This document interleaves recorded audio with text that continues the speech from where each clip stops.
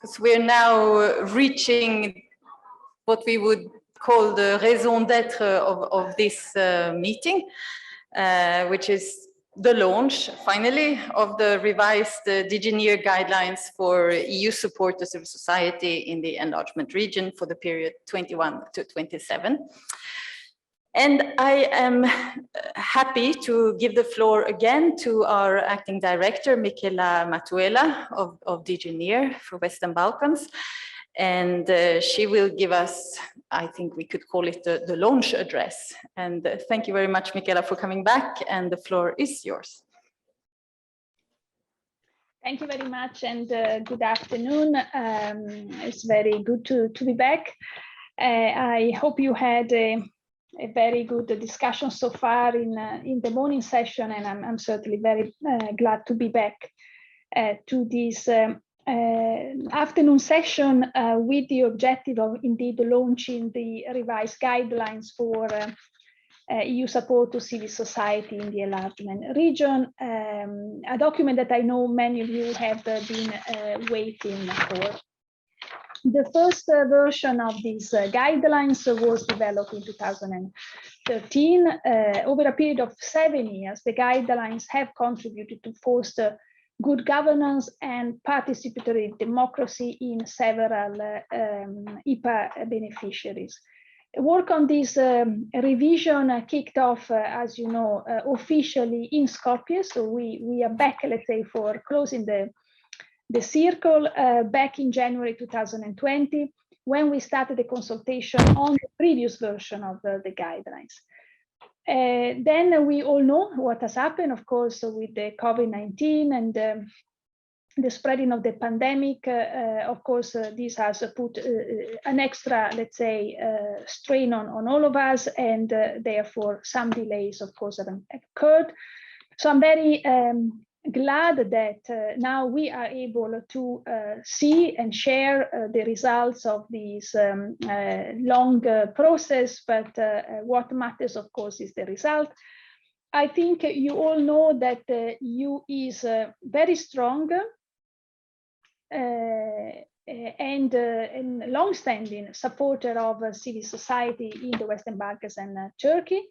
We are convinced that the enlargement region and the and the EU integration process really need a vibrant civil society to contribute to the necessary reforms, help involve citizens, and support the economic, social, and political transformation of the region. This is, of course, an horizontal role.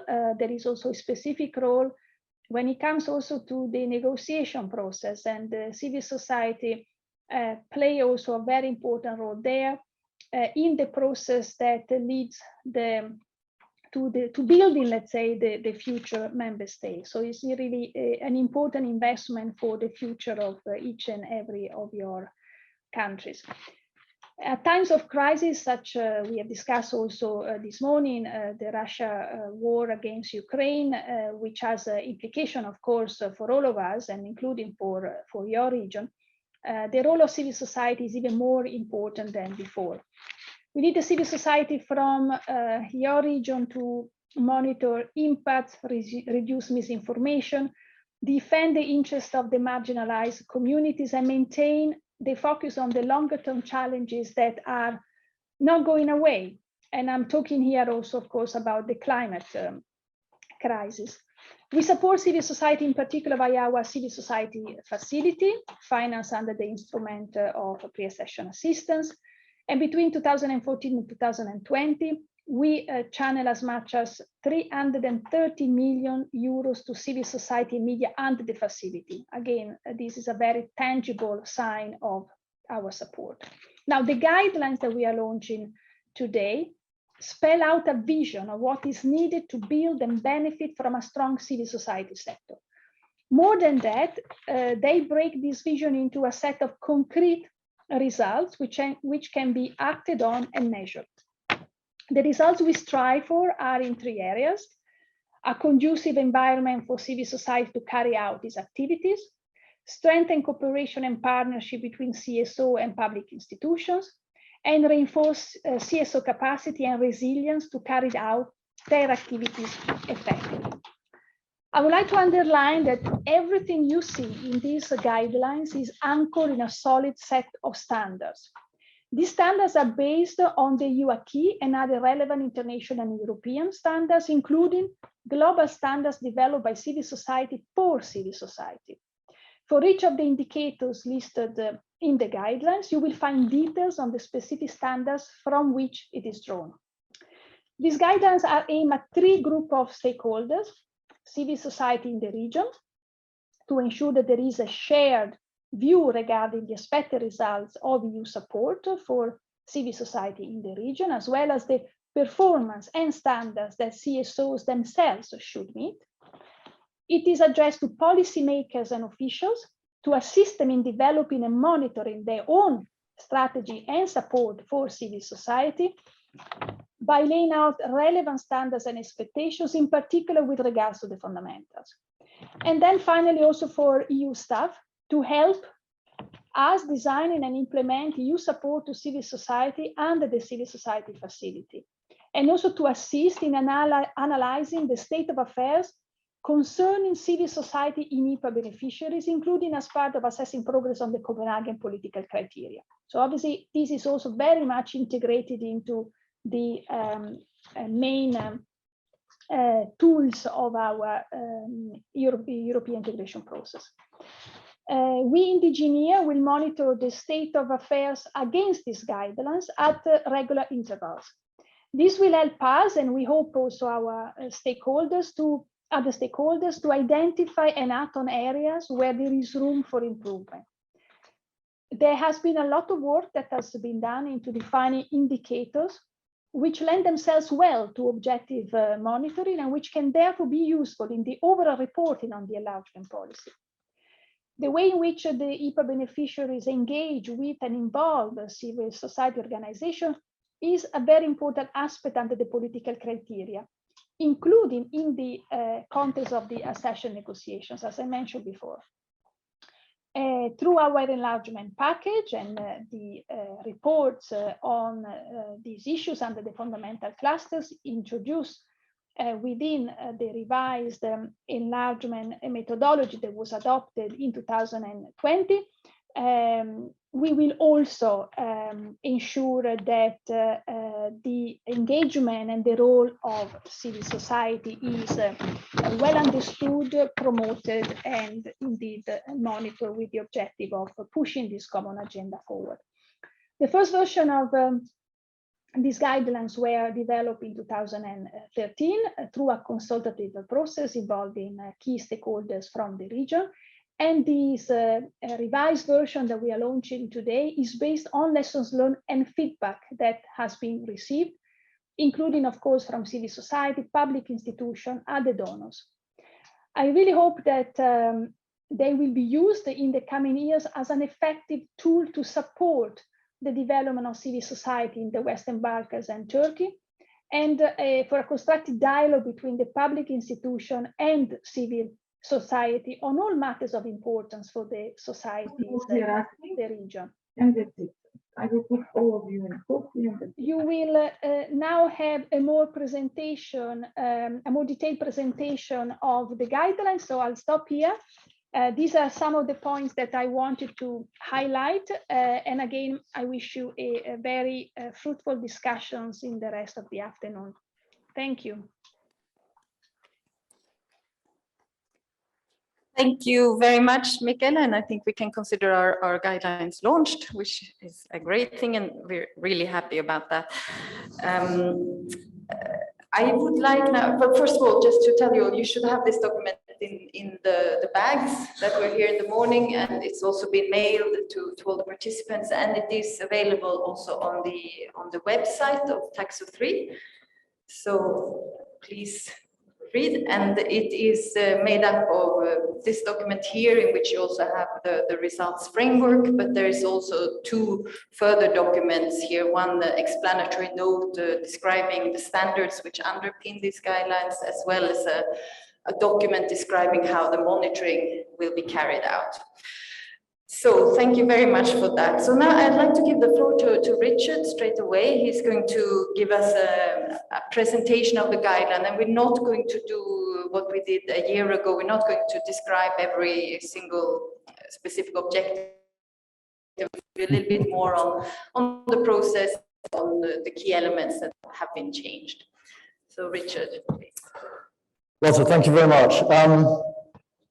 You'll have to bear with me. Tell me if you can't hear me. I'm not sure how well this microphone works, but there is a bit of an irony, I guess, in the sense that probably most of you have been involved in working with the guidelines in one way or another for much, much longer than I have, and I'm very new to the process. And yet I'm here presenting the revised guidelines to you. So forgive the irony. And I just want to basically just highlight a few things I think about the revised guidelines. I think because I'm new to the process, it was quite interesting as an exercise to come in and look at both what came before, the assessments against the guidelines, and then all of the consultation that took place. And there has been an enormous amount of consultation, enormous amount of commenting and thinking that's gone into this. So this is really just the culmination of that process. But let me take you through a little bit about these new guidelines. And as Lotta says, I hope you've got them. And then there's the accompanying it. We've got the explanatory note, which we'll find, and I'm going to give a plug now for our new website. Tuxo 3 has a new website. Please go and look at it. It's got these documents on it. The explanatory note is excellent, and I have to say, because it's got all the detail about the standards that underpin the guidelines. Right. So for those of you, and maybe there are probably some of you here who are not familiar. So just in case, I thought I would just give a very brief run through about what the guidelines are and what they're for. The guidelines are in the form of objectives. They're saying this is what we want to achieve. This is what things should look like. The objectives say basically are in three groups. One is saying, what do we want to look for? What are we trying to achieve in terms of the enabling environment for civil society? The second area is about the cooperation between governments and civil society. And what do we want to see? What's good practice? What should be happening in these areas? And the third is about civil society organizations' capacity and resilience. And I'll talk more about that in a minute. But that's the basic. There's a set of objectives, and underpinning those are a set of indicators that help us measure progress against those objectives. What is it for? I think, as Michaela said, I don't want to repeat what Michaela said, but basically there are three audiences for this. One is the European Union itself, and for the European Union, it basically sets out. It's a tool that helps it understand what's happening in civil society, because the guidelines are not just the guidelines themselves. The guidelines are accompanied then by the assessment process against the guidelines. And it's the information in the assessment process that helps us understand where we are in each of the countries, and it helps us understand what's changing. Things will be, the assessment against the guidelines will then show us, certain areas in certain countries, things are getting better, certain areas in other countries are getting worse. Okay, how do we respond? And it's that assessment that feeds into the EU programming process and allocation of priorities. It also helps us tell what works. I think if we know that there's been a large investment in some areas and there's been no outcome or no change in outcome, then we know it's not working. Conversely, if we see there's been a big investment in other areas and there's been a huge change, we know that the investment there is probably working. And it also informs the annual assessment for the accession process. So civil society being a key part of the political criteria, the Copenhagen criteria. An assessment against the guidelines makes that assessment much more explicit. It's not just a judgment call where you say, oh, I think things are going really well. We've actually got that set of criteria and indicators and evidence that says, actually, no, there are reasons why we're saying this and reasons why we're saying it's going really well. For civil society, what it does is to set out the EU's view of what is expected in return for its support. So EU is saying we'll support civil society, but these are the sorts of things we want to see. Nod and shake your head if you agree or disagree. This is how I see it. So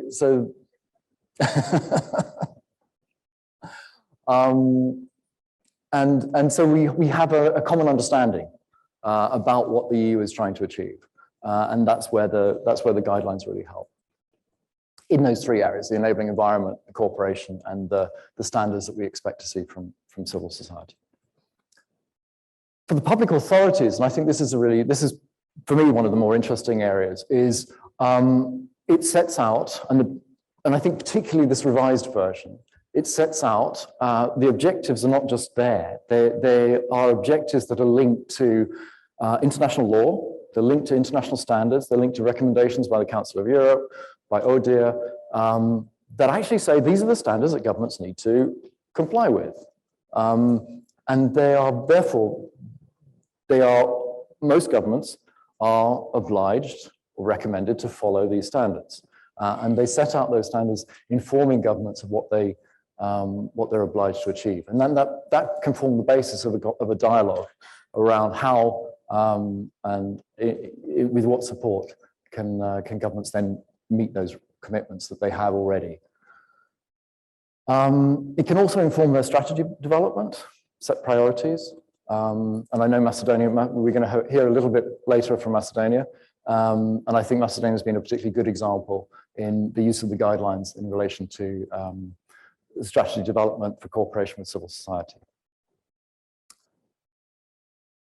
We know the guidelines have been around for some time. The first edition of the guidelines was created, I think, for the 2014-2020 budget period. And there have been a couple of assessments against those guidelines.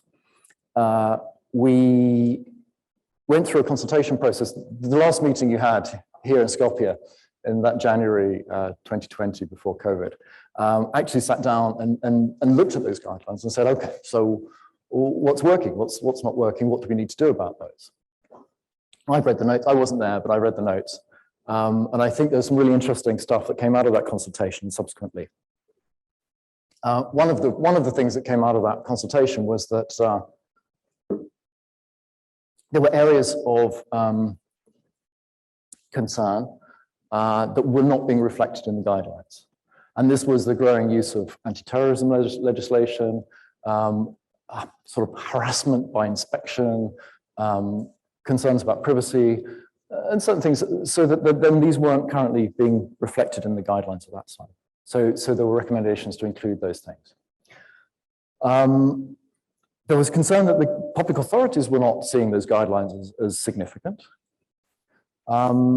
There were also concerns about the assessment methodology, and I think if you go back to those original guidelines and you look at the indicators, you can see that the phrasing of the indicators is maybe open to interpretation, and that's problematic when you don't have a consistent assessment year on year, and it's very hard then to measure year on year progress, at least in a convincing way. And gender, I think, was a particular concern of that reflection at that time. And it wasn't really seen through the guidelines. So many reasons why to revise them. I mean, in addition, obviously, we're entering a new budget period. So 2021-2027, good time to have a revised set of guidelines and to look at how we can support the EU civil society support during that budget period. I won't go through the consultation process. This was, Emina, my colleague over here, whom you'll probably know, is the custodian of the consultation process. She has been feeding me with all the information and briefing me about what's been happening. And any questions about the consultation process, I think I'll divert to Emina. But basically, you'll see that there was this initial discussion followed by a revision of the guidelines, and because of COVID, online consultations, plus comments. That took us to sort of January this year. And then January this year, we entered a period where we actually had to look at the guidelines and then test them against particularly the indicators, against two things, against the robustness to which they referred to the underpinning legislation and the ability to actually assess. So sort of from a methodological point of view, could we actually sit down and make a consistent assessment year on year against this wording? And so there was a refinement that went on. Snežana Vokulic, who I think is online, I hope is online, maybe listening to this, was our consultant who helped us with this process. And she's also here. If she's online, then she's here to help us answer any questions afterwards. Yes, I'm here. Great. Hi, Snežana. Hi. So now, what's new? There are a few things I'm going to briefly highlight. How am I doing for time? I've got time. Let's speed up a little. Okay. All right. First of all, it's now divided into 3 sections. I'm not going to say those 3 sections are conducive environment, cooperation between governments and civil society, and civil society capacities. Under those 3 sections, we have 21 objectives and 40, 50, 59 indicators divided up. So it's a lot.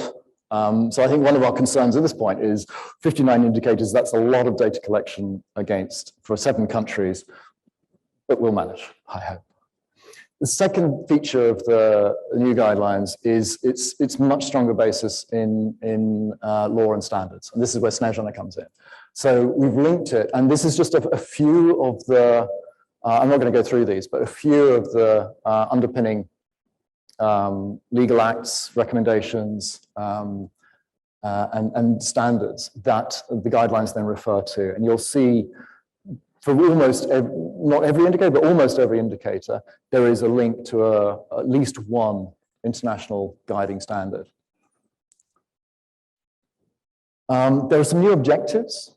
If we go back to the feedback from the consultation, the new objectives address some, or at least try to capture some of those trends that were taking place 2 years ago that we were very concerned about: the privacy, the use of anti-terrorism legislation, the inspections, and so on. I think the other one that's a novelty, I think, is this 2.3, which is about the strategic policy frameworks that governments have. That wasn't also, I think, wasn't in the previous guidelines.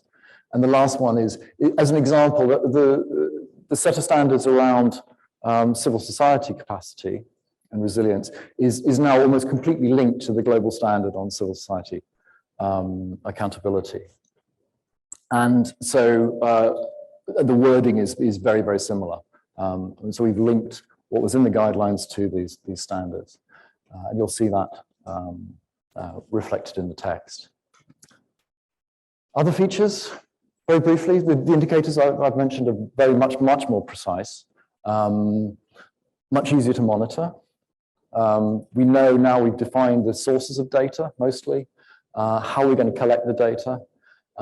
In addition to these 2 documents, there is a 3rd document, I think Lotta mentioned, which is the methodological guide, which Snežana was responsible for putting together. And in that, we have very clear definitions of all the terms that we use, and that helps the research process. We have data collection approaches, we have data cleaning and quality control approaches, all baked into that.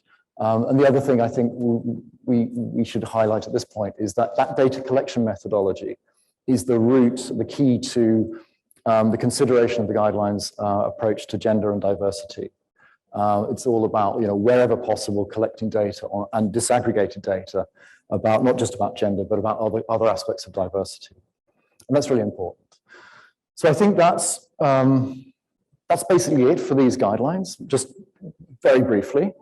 What are we going to do next? Well, I think the next step is now to do a baseline assessment against these guidelines and actually see what the situation is, use them, put them into practice. I really don't, I'm a pragmatist, and I really don't believe that we've got it right first time. I'm sure there'll be things that we find we can't measure, or the data isn't available, or we have to tweak. But I'm confident that these are good, and I'm confident that they'll yield really interesting results. when we start doing the assessment against them. And then we've got 3 sessions this afternoon where we can really get into some of this discussion in detail about how we apply the guidelines and how we use them. But before that, I'll hand back to Lotte, and we have two contributors to respond. Thank you so much, Richard, for taking us through that. And I would like now to invite Tolan Hodja and Mrs. Susanna Nikojevic-Filipovska to come up here, because they have kindly promised to give us some comments from the side, let's say, of the other stakeholders. So we've repeated now many times that we think there are 3 audiences for these guidelines. One is ourselves, and I think we've been given a lot of time to say how we want to use these guidelines and why we think they're useful. But we now have the other 2 hopeful, well, the audiences that we're also targeting here, and we will start by hearing from Hodja a few words, from Talan, sorry, a few words. The floor is yours. Thank you very much for inviting and giving me the opportunity to share some of the initial feedback, I would say, about the just launched guidelines. A disclaimer in the first place: it has been a very short period of time to go through them. It is quite an extensive document. So these are very initial feedbacks and feelings about the document. But I think coming from both KCSF and BCSDN and being around the guidelines for more than 10 years now, even before the EU Commission knew the name of the document, it was still manageable for me to understand the logics and what is behind. I would like to start very briefly with our expectations about this document, which in general has been to provide a document that would provide the joint understanding of what the enabling environment looks like and what are the main preconditions to be in place for civil society to play its role in the development of their societies at the national level, but also vis-a-vis the EU integration process. In a short sentence, to become a roadmap for the EU, for the civil society, and for the national governments in working towards an enabling civil society development, in maintaining the standards, but also advancing the space. In general, I think that these expectations have been met only partially, and there are quite a lot of areas which I think we shall all together make sure that need to be improved in the next stages of implementation of the guidelines. I will start with a positive one. When it comes to EU, I think it provides a very clear and coherent document for IPA programming for the EU delegations and the DGNIR. As far as I could see, it is very much aligned with the civil society facility objectives. So it is not only providing general directions for the EU teams throughout the delegations, but also quite very specific areas where your support could be focused in the next cycle.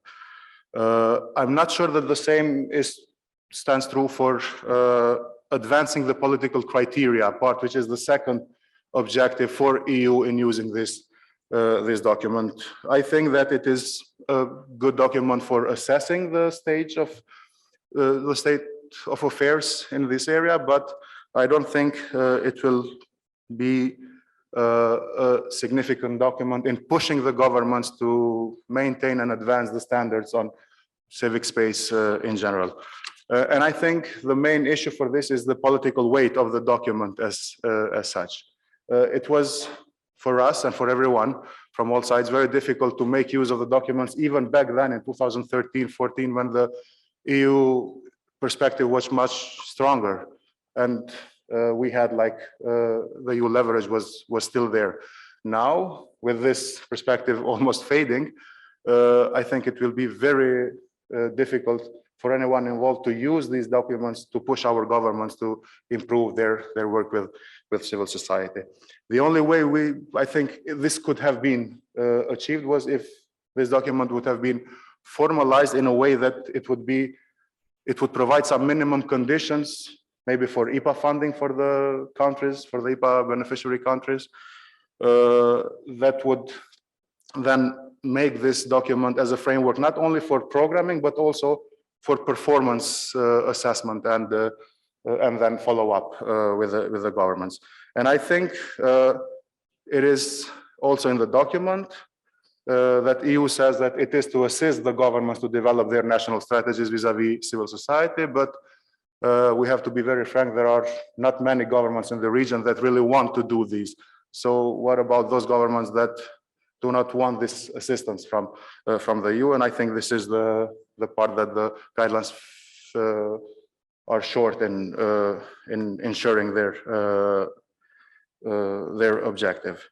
Especially this is also related to the new methodology of EU enlargement, where the fundamentals, chapters 23, 24, are open first and closed last.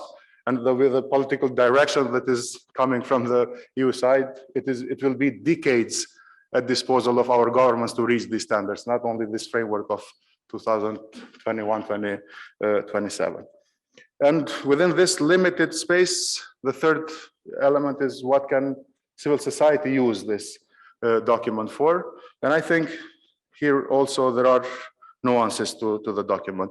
The good part is that civil society in every country of the region, but also at the regional level, I think can use the guidelines as a very good educational and advocacy tool, especially for some very strong parts of the document, which are the fundamental rights and maybe also the public consultation part. Additionally, I think civil society can use this as a general direction, especially in terms of expectations of or setting their ambitions, but also understanding the EU in terms of public funding, the tax benefits. And then there is the biggest challenge, in my view, in terms of the content of the guidelines, which comes to the capacities of the CSOs. And I think since the document is now closed, and I don't think there is room to change it anymore, we have to find ways of how we can help EU and everyone involved around to go beyond the standards, the objectives, and the indicators that are in the guidelines. And what I mean with this is the guidelines was also presented, it says also in the document, present how the EU views certain areas of civil society. And this capacities part, I don't think is consistent with the rest of the document, starting from the definition, because most of the indicators present a very formalized, a structured way of civil society. Throughout the indicators, in most of them, you have like formal structures, it's a compliance language, it is typology of organizations, it's organizations that have policies, human resources, specialized staff, documents, strategies in place, while we know that, especially in the Western Balkans, but not only, most of the civil society is not that formalized and should not be that formalized. So I think it is on us as civil society to push, starting from today, to push EU of going beyond these standards in their support to civil society, because I don't believe that EU should support only this way of this type of civil society organizations that are very well structured and have everything in place in terms of documents, strategies, monitoring the work, evaluating their work. We should recognize the diversity of civil society. We should recognize also the importance of those organizations that are not well structured. We should put more emphasis on the practice, the way of work, the approach, rather than only the documents that they might produce. And in general, I think that we should all together make sure that this part also is consistent with the spirit of the guidelines, which is recognizing the diversity of civil society in the development of our societies.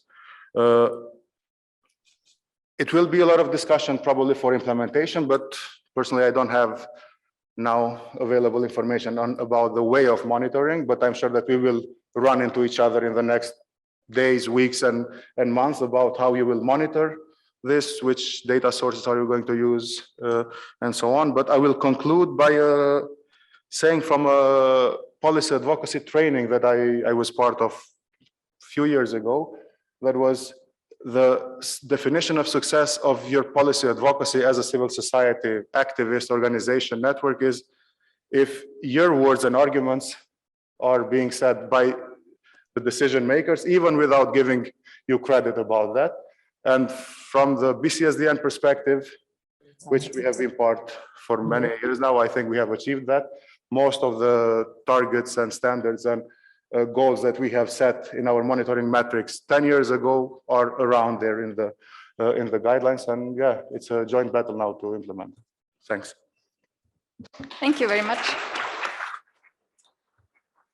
I am now wondering whether I should give you some feedback or whether I should, I think we should move to the next speaker and then we can pick up on some of these comments later. So can I please invite you to take the floor and give us some reflections from your side? Thank you very much. It's a pleasure to be here. I'm coming from a public institution representing Macedonian General Secretariat, the Unit for Cooperation with Civil Society Organizations. And I would like to give feedback on how these guidelines of EU support to civil society is reflected in our strategic documents. We were privileged to be involved in the process of creation of the document during the consultations and therefore in the process of preparation of our national strategy for cooperation and development of civil society. The specific objectives, the indicators were seen as guiding principles in developing our national goals towards sustainable development and environment for work of civil society. Macedonian government has demonstrated an open and honest approach towards engaging civil society in policy development and the decision-making process. And as our Deputy Prime Minister mentioned in his opening speech today, the goal of our strategy for cooperation with and development of civil society 2022-2024 is to contribute towards strengthening the democratic governance in the country and enhancing the partnership with civil society through structural dialogue. So the measures and activities that are part of our strategy are grouped in three priority areas. To improve the legal, institutional and financial framework for development of civil society, involvement of civil society in policy making and decision-making process with focus of EU integration, and also civil society as an actor in social in economic development through social entrepreneurship and inclusion of civil society organizations as social services deliverers. So what is very important is that not only the content of our strategy towards the development of civil society, but also the process of how this document was developed. This is our fourth strategy in the country for cooperation with civil society, and I may say that because I'm 17 years part of our head of our unit for NGO cooperation. If we compare the processes in previous years when we had donor support, expert contribution in developing, writing the document, this was co-created between the civil servants and the civil society organizations. So this is a co-creative product of our engagement, of our mutual trust and partnership in reaching these goals.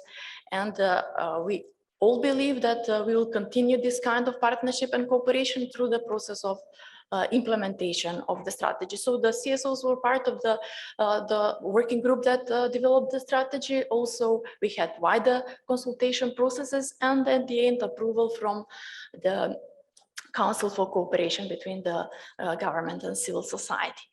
On the other hand, when we speak about the institutional mechanism for cooperation, the Council is the most prominent and important one.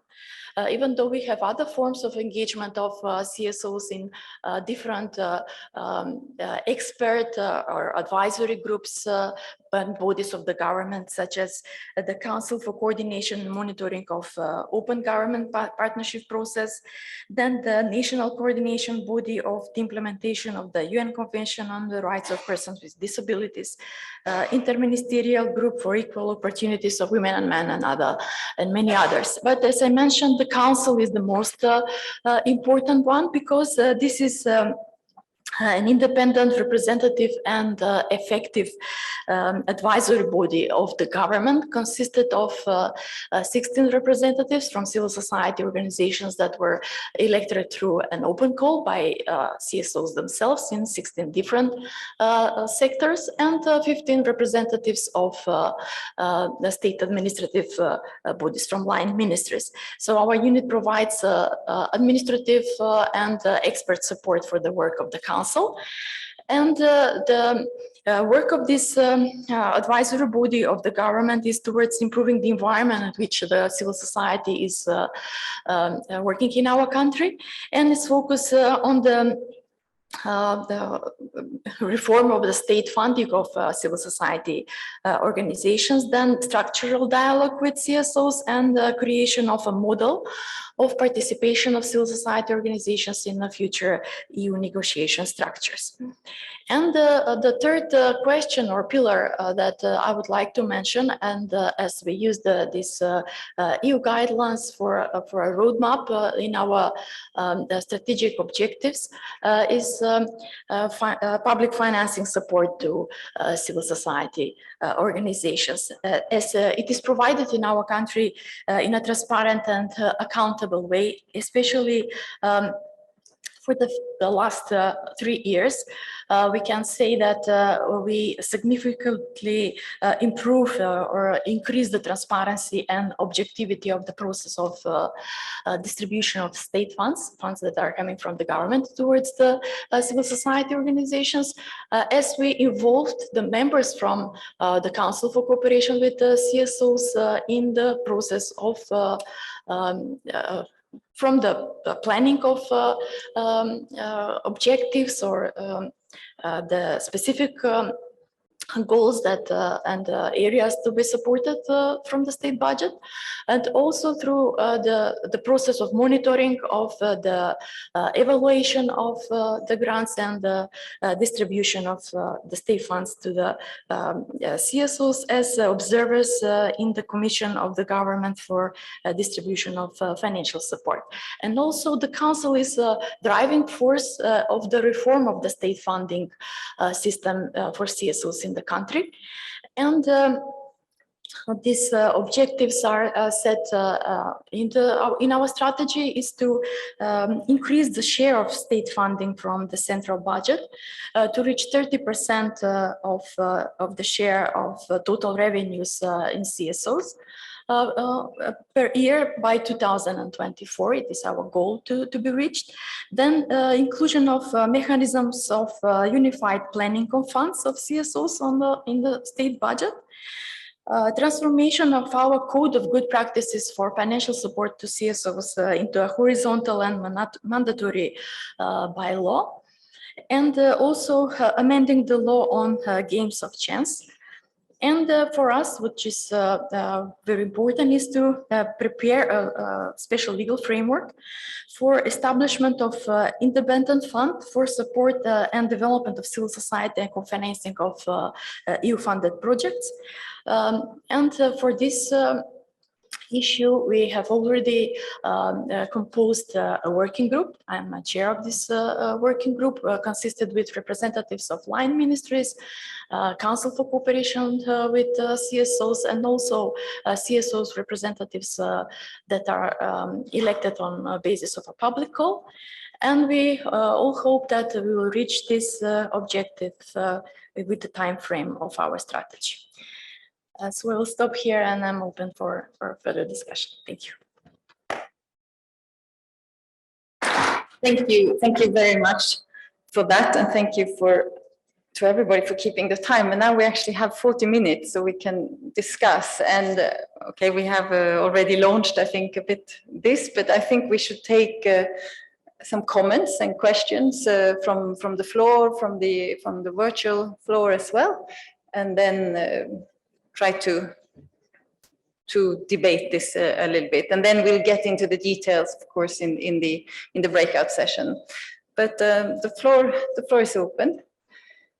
I don't know if we have anything already from online. No. Maybe then I can kick off. I see a floor. Okay, please introduce yourself.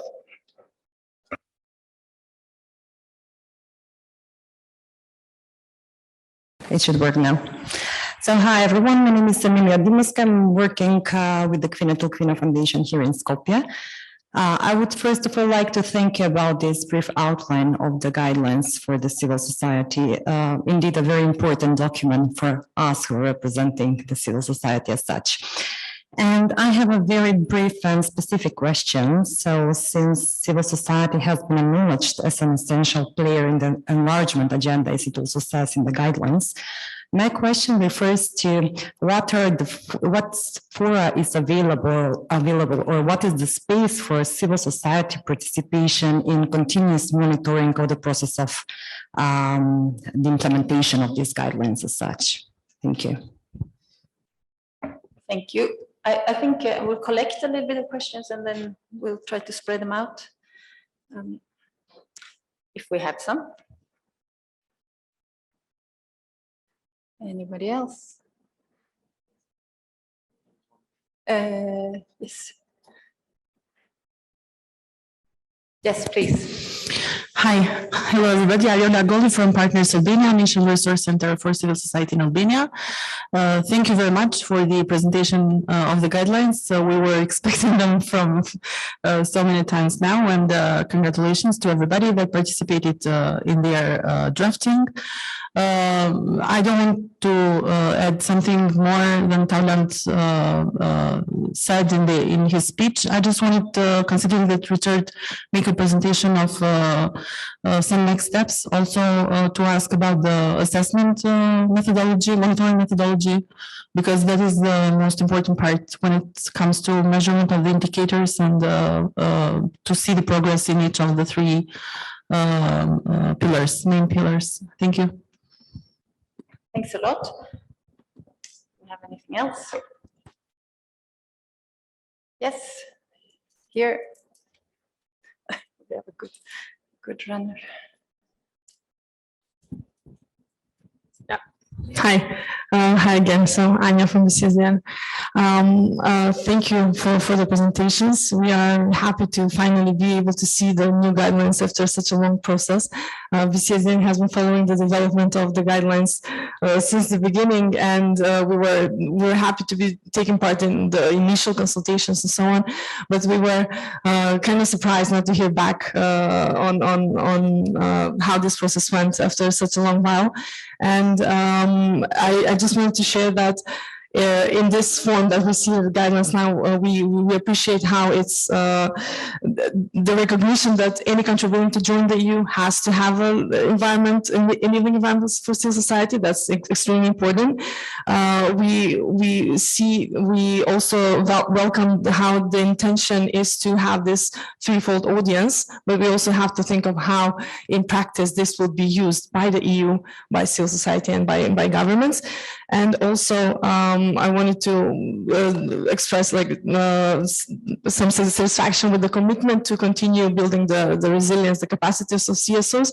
And here I would also welcome the reference to the global standard for CSO accountability, as BCSN was also part of the development of the global standard. And we appreciate how these standards built from civil society are used further for civil society. But this brings me back to the point of how important within this accountability is the feedback.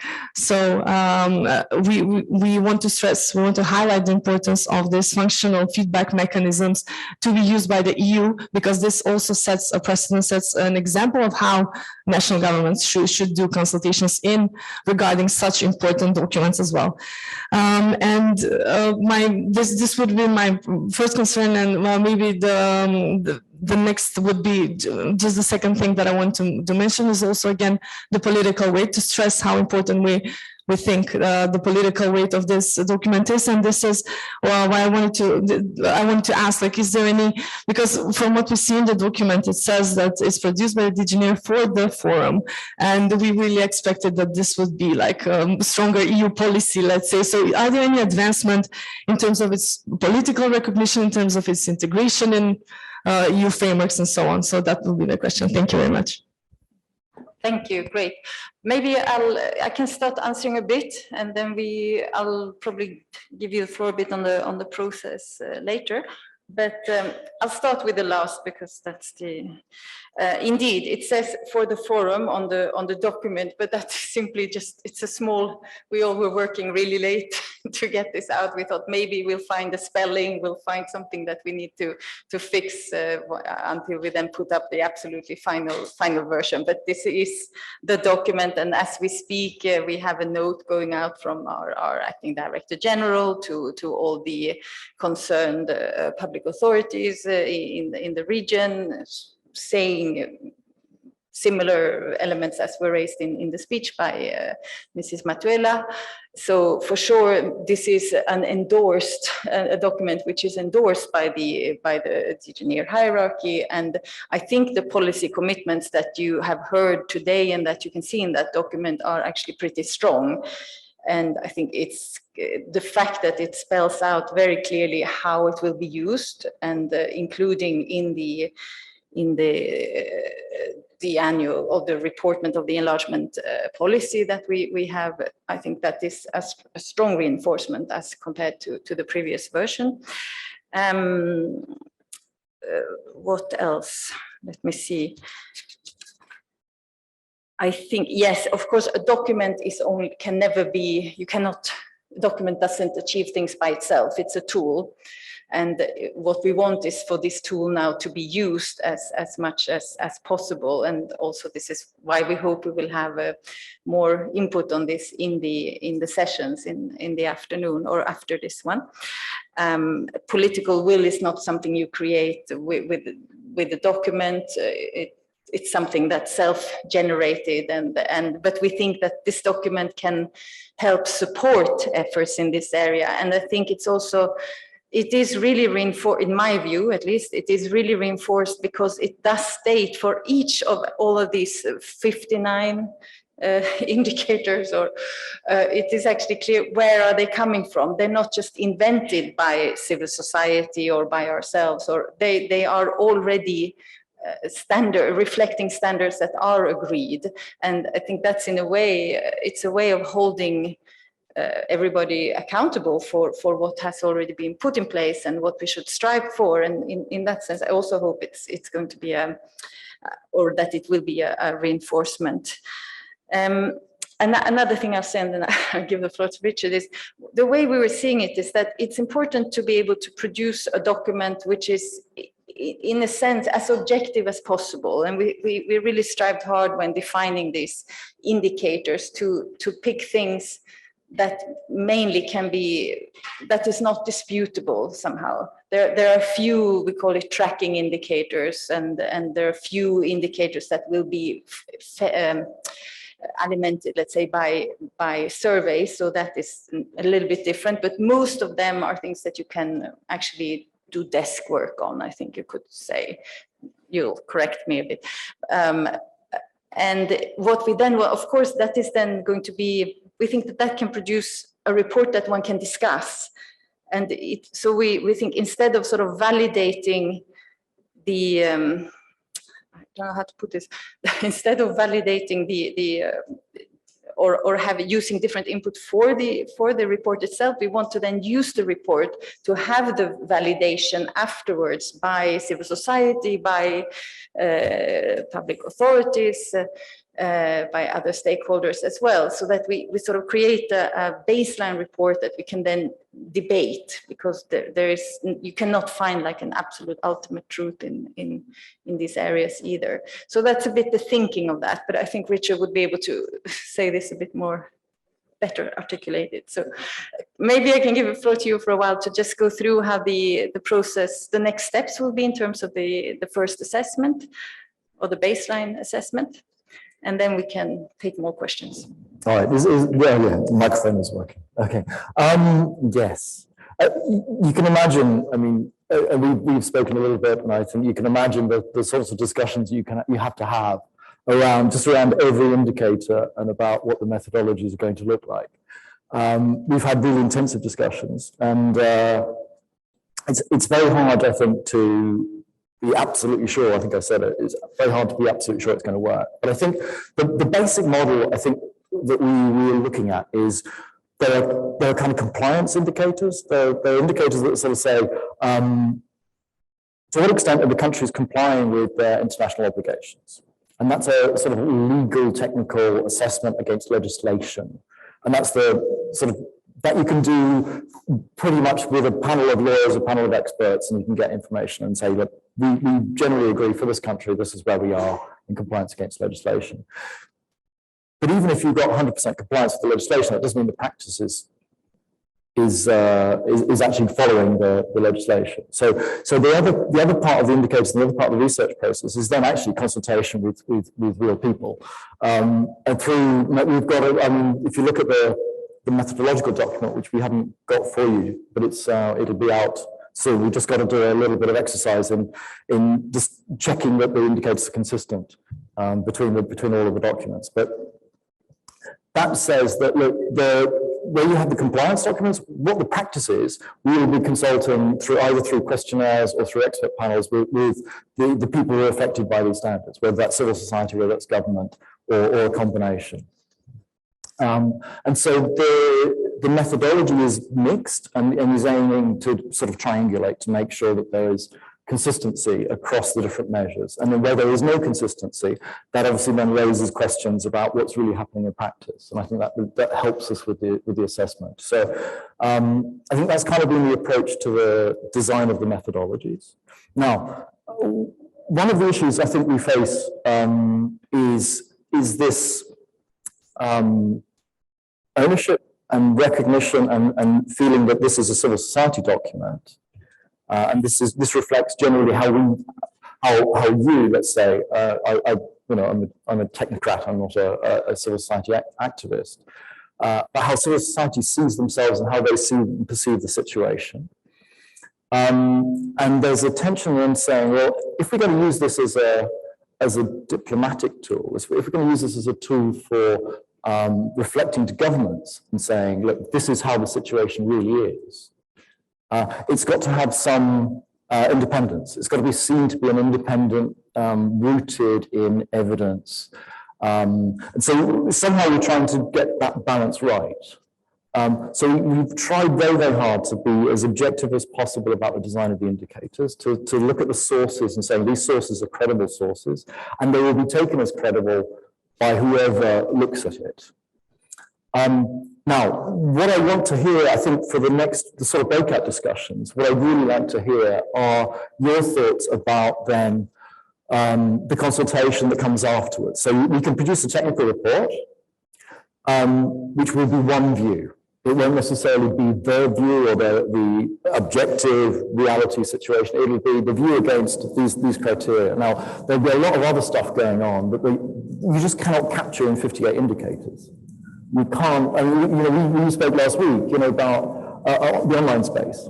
We don't have that here. The informal space, it's really hard to research informal organizations in a way that you could cover 7 countries. What's the situation with the informal groups and informal activity? You can't research that consistently year on year. It's extremely hard to formulate research questions or indicators around that. So this is only partial. It will not capture everything that's going on, but I think it helps. It helps inform that discussion. It helps move it forward. And with a strong evidence base behind it, it puts out data into the public sphere, which is then able to be used for the accession negotiations, for discussions, for political dialogue with governments, and for you to come back to us and say, actually, no, you're not getting it right. You know, there are bits missing, or you're not capturing the things that are going on. But that's okay. That's part of the process. And I think, you know, through this, by making it more rigorous in terms of indicators, what we really wanted to try and see is not to capture a situation, but it's to capture the year-on-year changes. You know, what are the trends? You know, our organisation. I mean, I really appreciate your point about informal organisations and not being captured in this in the global standard, and I agree with you. It's small, and yes, and there is a real danger in saying that you have to be bureaucratic in order to be good, because that's completely the opposite. In fact, I mean, you know, activism is the opposite of bureaucracy. But it is a way of tracking the health, or tracking something about civil society, and tracking change over time. And so I think there are elements there that will help and understanding. You know, things like diversity of revenue sources. You know, for the larger organisations, that's a really important indicator of health and resilience.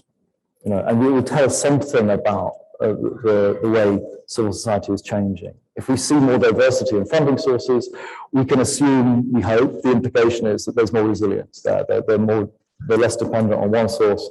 That if that source failed, they would collapse completely. So, you know, it's a discussion that we could have, I think, for the next 3 weeks. But I'll stop there. We can have it at least for 20 minutes more, so that's already done. Yes, we have one person here. Do we have a mic? We have one question online, actually one comment online. You can, okay. And maybe if Snezhina wants to say something. Let me start here. I think. And then we take online. Yeah. Thank you very much for your presentation and the comments of our colleagues that summarizes our long discussions for long years over these documents. Finally, we luckily see that there's a much more mature document we have at the moment with the EU emblem over it. So the most important development of this document is now endorsed. I'd like to just touch upon one thing related with the structure of the document. This is the structure relies on the compile of norms and standards, international norms, international standards, and we have the indicators over it. And all these indicators are very comprehensive, very complex, very holistic indicators. That's nice in itself, but we are there's this kind of discrepancy between the indicators and the tools we have to monitor these indicators. So there's a kind of discrepancy between these two. We have very complicated, very comprehensive, very sophisticated indicators on our hands, but we have very, very simple tools to monitor these indicators. So we have to contemplate on in the future to develop much more complicated, structured ways to monitor these indicators.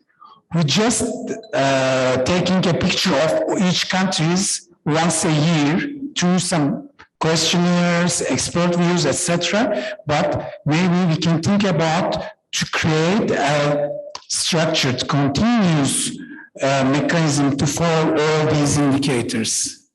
So at the moment, in the past, tax producers managed this kind of monitoring reports, but the guidelines per se is a kind of guiding documents on the shelves. And it's very good to know that it's endorsed, but in terms of the enforcement, after the next stage is the enforcement, these endorsed document.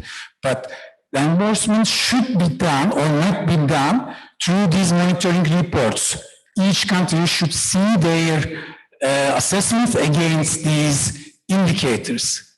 And who will produce these pictures, these assessments? And the questions about the political weights of the guideline now turns to political weights of the monitoring reports. In the past, there's a kind of short way to take some parts of the reports to put the national and yearly progress report. That was a kind of solutions, but still we have the same problem. What will be the political weights of these monitoring reports? This is much closely linked with the first question, the complexity of the methodologies, and considering the fact that these third IPA period, there's no at the moment national allocations, and that will be more competitive process. So should we have some kinds of concrete mechanisms between the allocations of the IPA funds and the concrete results of national monitoring report?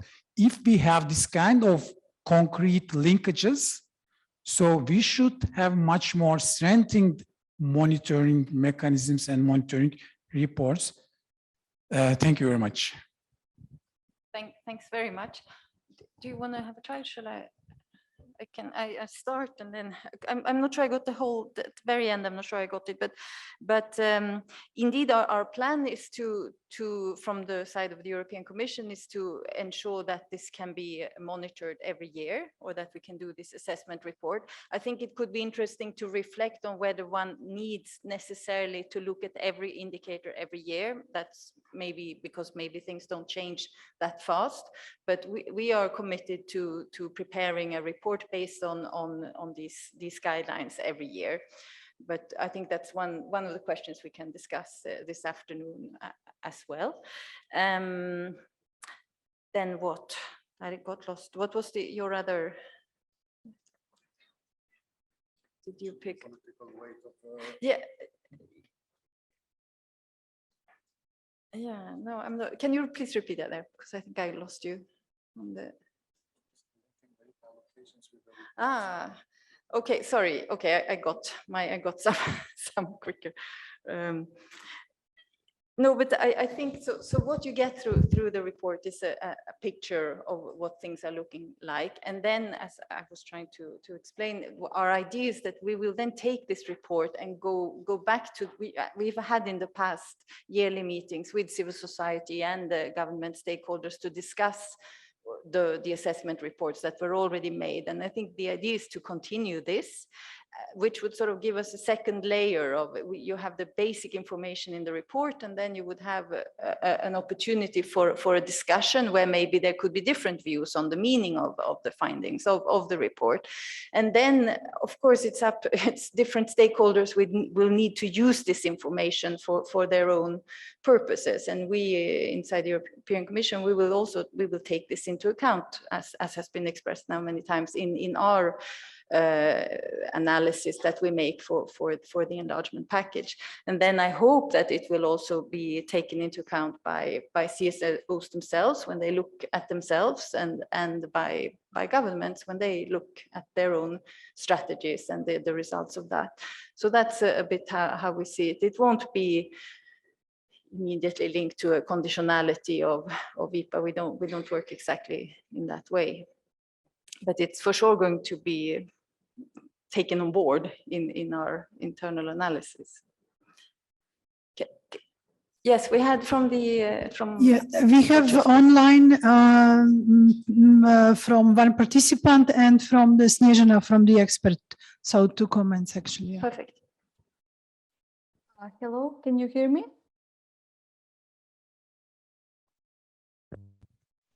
Hello, can you hear me?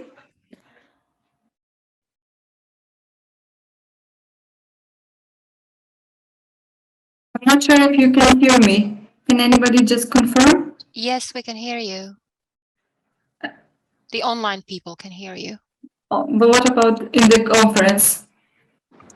You can try to speak, but I'm trying to speak. There seems to be a disturbance. We heard you better last time. Can you hear me now? No, no, there's disturbance on the line. Okay, I'll try after Snezhana then. Yeah, I'm sorry. Yeah. Maybe shall we go? Yeah, Hi. let's do the second speaker that we had, Snezhana. Do you want to come in? Yes, thank you for the opportunity to comment. And I'm really sorry I'm not able to be there in person. I have COVID to thank for that. Otherwise, I would have enjoyed the event in person, which would be really nice after 2 years or so. I'd like to address the issue of how strong the guidelines are as a document. And I think the answer to that is really, as strong as any document, and as strong as those with the most power in terms of decision making and holding the power of the purse are willing to make it.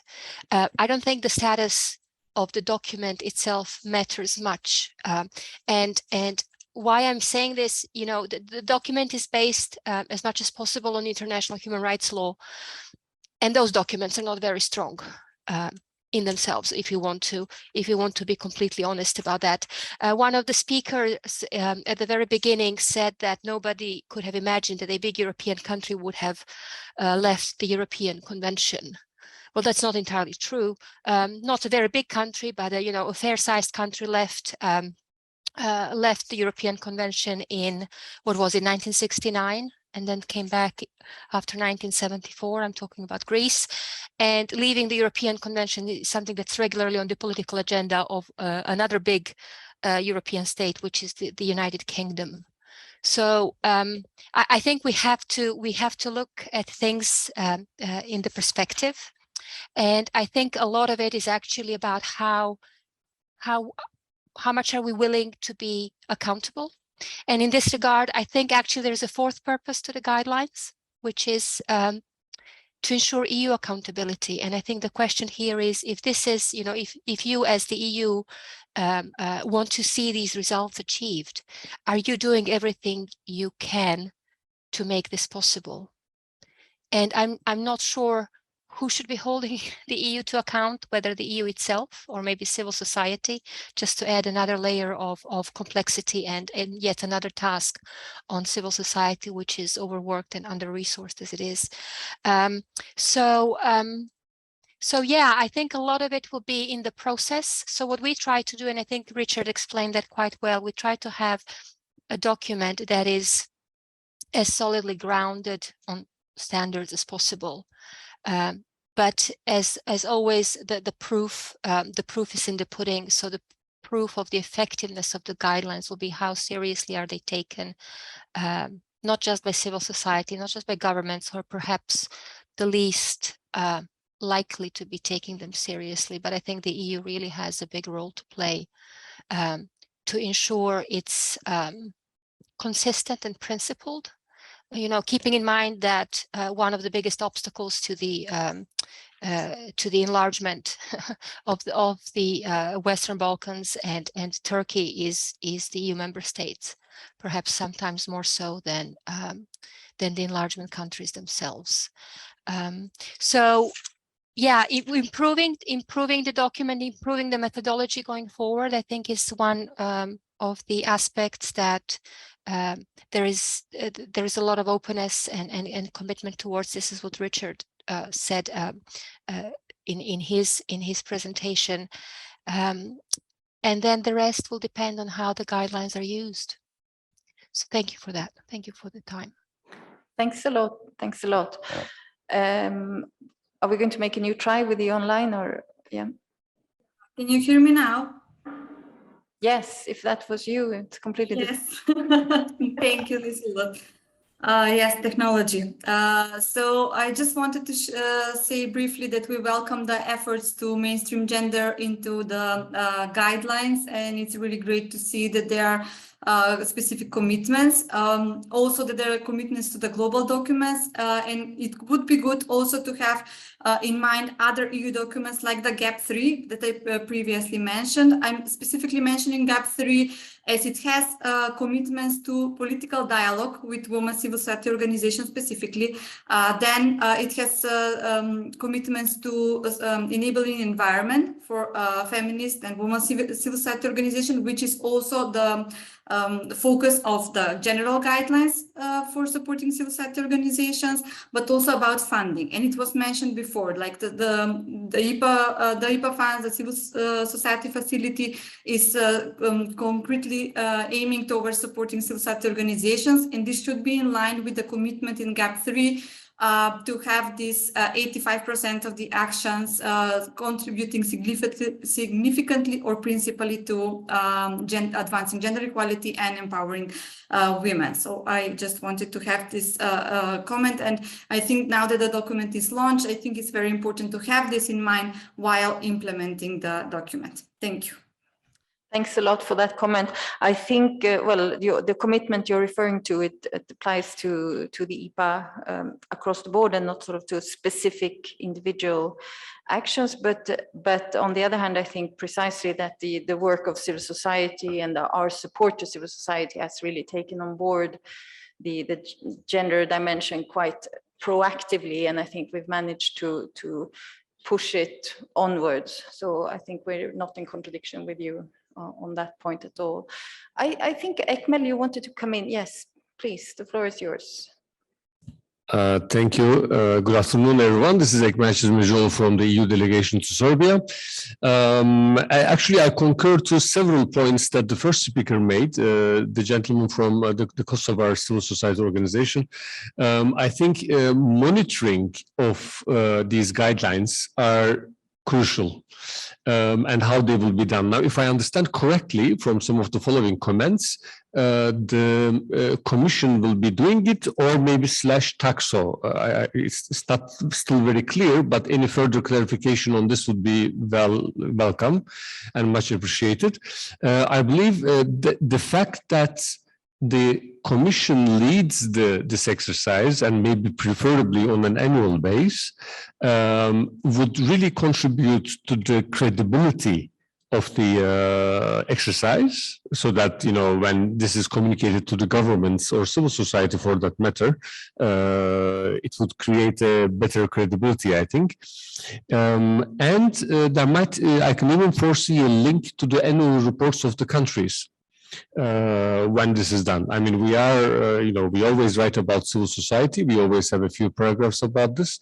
And I think this could become a regular update on that. I think we definitely would welcome this.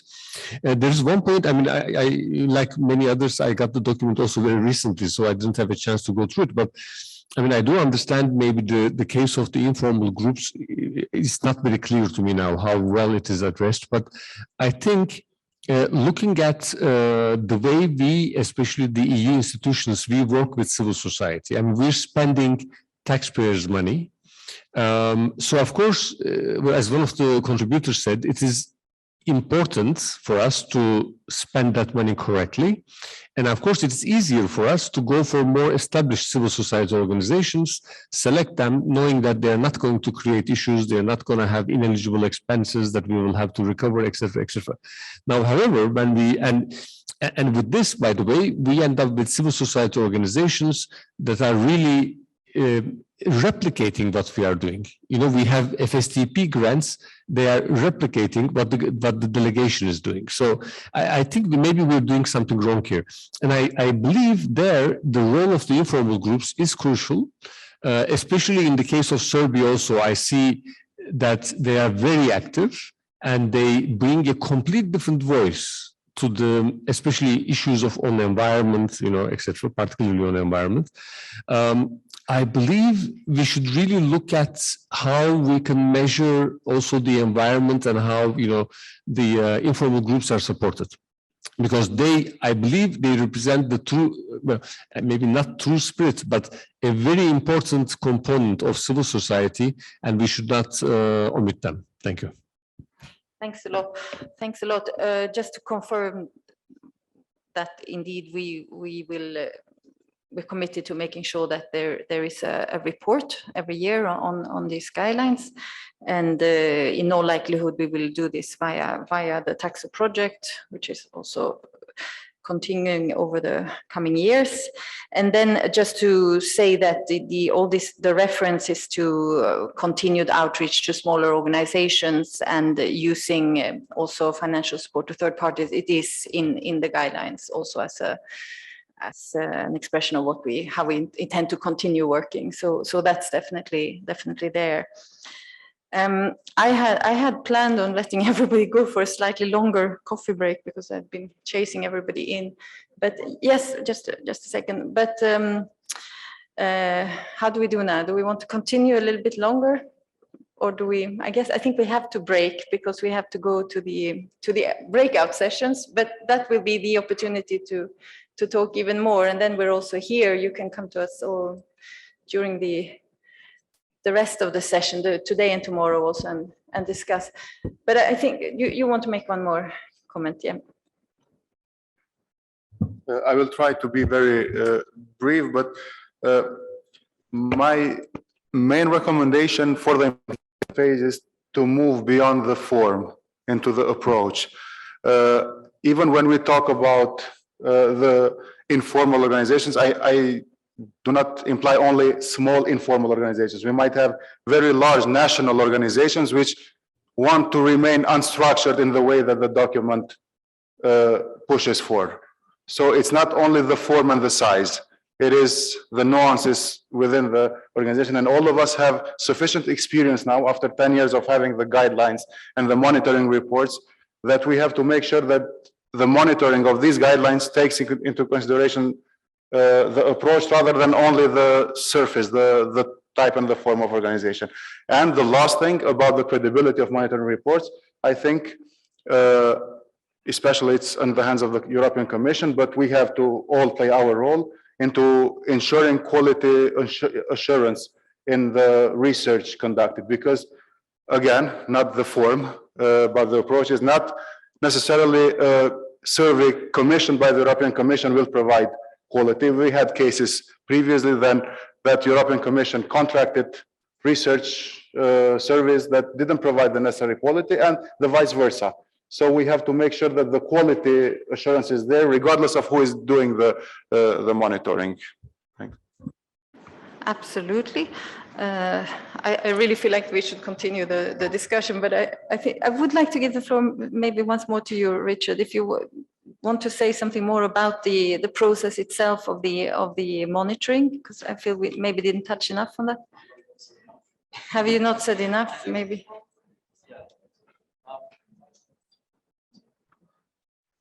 Apparently you can't hear me with the other microphone. No, I mean, I can't agree more in the sense of, we really have to have a good, solid, evidence-based approach to the monitoring process. And I think, the key is the methodology, absolutely, and who does it. So the importance is making sure that there's an expert team, making sure the methodology is robust, making sure the methodology is replicable year on year, because then you get the same, you're asking the same questions and getting the same data, and you can know whether there's a change or not. So absolutely, that's critical to the credibility of the guidelines. I completely agree, and I think I'm hoping you'll see the next breakout sessions. There will be, I'm sure there'll be discussions around that, and we haven't, we haven't finalized the methodology. And I think one of the reasons we haven't done that is because we want to hear from you exactly in this conference, what your inputs are. And we want to take account of the views in order to shape the methodology.